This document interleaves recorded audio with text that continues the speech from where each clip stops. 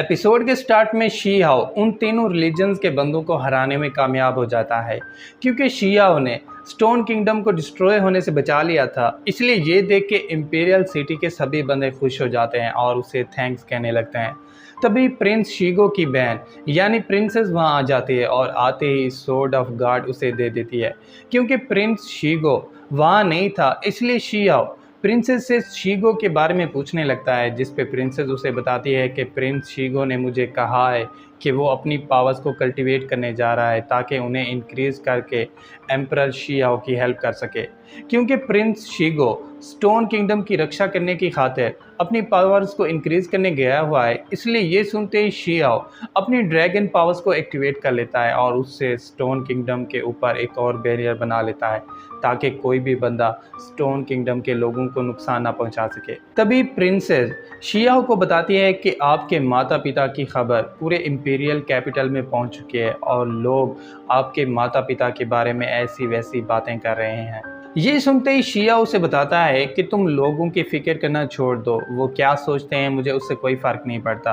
क्योंकि शीगो अपनी पावर्स को इंक्रीज़ करने गया हुआ है, इसलिए जैसे ही उसकी पावर्स इंक्रीज़ होंगी मैं इस किंगडम को उसके हवाले कर दूंगा और फिर अपने माता पिता से मिलने बुलाओ माउंटेन चला जाऊंगा। क्योंकि शी हाओ बहुत ही अच्छा इंसान है, इसलिए वो अपनी अच्छाई को पूरे किंगडम में फैला देता है। यानी जिन लोगों की इस किंगडम में इज्जत नहीं थी वो उन्हें भी दूसरों के बराबर दर्जा दे देता है, जिसे सुनते ही सब खुश हो जाते हैं और शी हाओ को थैंक्स कहने लगते हैं। क्योंकि शी हाओ फाइट करके बहुत थक चुका था, इसलिए वो अपने दोस्तों के साथ पहले नहाने लगता है और फिर एम्परर होने के मज़े लेने लगता है। तभी प्रिंस यूई वहाँ आ जाती है और अपने साथ शी हाओ का खाना ले आती है, जिस पे शी हाओ से बताता है कि ये ना समझना कि तुम हेवनली सेक्ट की प्रिंसेस हो, बल्कि इस वक्त तुम मेरी सिर्फ नौकरानी हो। ये सुनते ही यूई खामोश हो जाती है और फिर शी हाओ को खाना और वाइन परोसने लगती है। तभी नाइन टेल फॉक्स यानी फेरी फॉक्स वहाँ आ जाती है, जिस पे बिना वेट किए शी हाओ यूई को अपने ग्रीन जार के अंदर दोबारा कैद कर लेता है। क्योंकि फेरी फॉक्स हर वक्त शी हाओ के साथ फ्लर्ट करती रहती थी, इसलिए वो वहाँ आते ही दोबारा शी हाओ के साथ फ्लर्ट करने लगती है, जिसे देखते ही वार किंग शॉक रह जाता है और कबाब में हड्डी बने बगैर फ़ौरन वहाँ से चले जाता है। जिसके बाद फेरी फॉक्स शी हाओ से पूछती है कि तुमने यूई को कैद तो कर लिया है, लेकिन अगर वो भाग गई तो?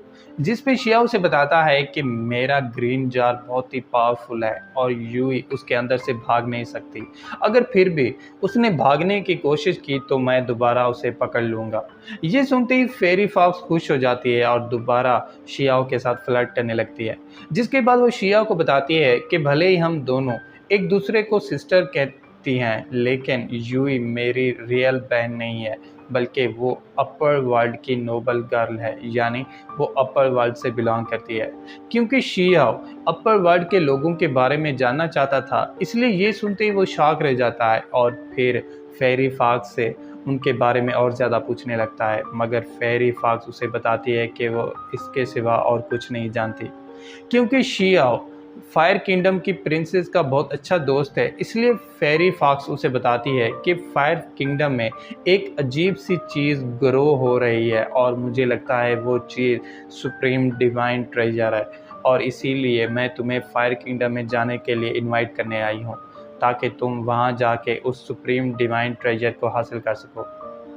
हालांकि शी हाओ प्रिंसेस लिन को बहुत मिस करता है, मगर फिर भी वो उसके इनवाइट को रिजेक्ट कर देता है और उसे बाय कह के वहाँ से चला जाता है, जिसे देखते ही फायरी फॉक्स भी अपसेट हो जाती है और बिना वेट किए वहाँ से चली जाती है। क्योंकि प्रिंस यूई अपर वर्ल्ड की नोबल गर्ल है, इसलिए ये सोचते ही शी हाओ यूई को फ़ौरन बाहर निकाल लेता है और उसके साथ फ्लर्ट करने लगता है। सिर्फ यही नहीं, वो उसे अपनी बाहों में ले लेता है और उसे किस करने की कोशिश करने लगता है। ये देख के प्रिंस यूई खुद को उससे दूर करने की कोशिश करने लगती है, मगर शी हाओ उसे कस के पकड़ लेता है और फिर उसे वहीं पे किस करने लगता है।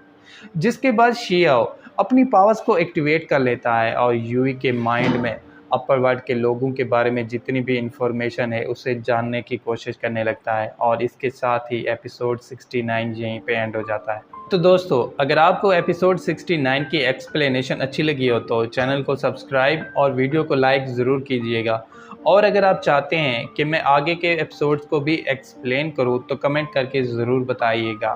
Thank you.